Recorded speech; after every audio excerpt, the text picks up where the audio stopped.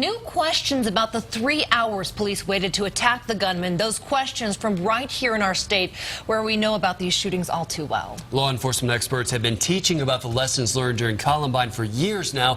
And Denver 7's Jacqueline Allen found out what happened Sunday has some of them worried that maybe those lessons haven't been learned. That's right. Tonight I spoke to one Colorado SWAT officer who just wrote this book on his experiences at Columbine and Platte Canyon. And he says, yes, we are still waiting for all the details about the police response to the Orlando shooting.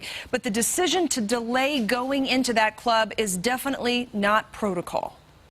It's very frustrating to look at because it's a lot of the mistakes we made back in '99 in Columbine. Grant Whitus was the first SWAT officer to go into Columbine High School that day. And we learned so much from that, is you cannot wait one moment. Since then, he's taught countless officers about the lessons they learned. So he says it was even more frustrating for him to watch what happened in Orlando. That's not what we're taught. That's not how you're supposed to do it.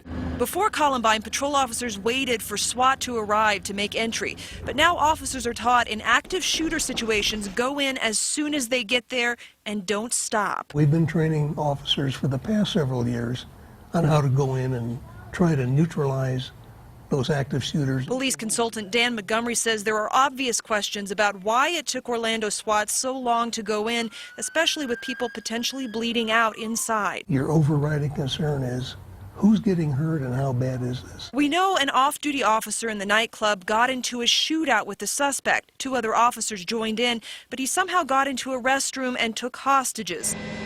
Hours later, SWAT went in and took down the shooter. But Whitus says it never should have gone that long when lives were at stake. I hope the rest of the world is paying attention to this and listening to what I'm saying. You need to get through that door and you need to end it quick, or innocent lives are going to be lost.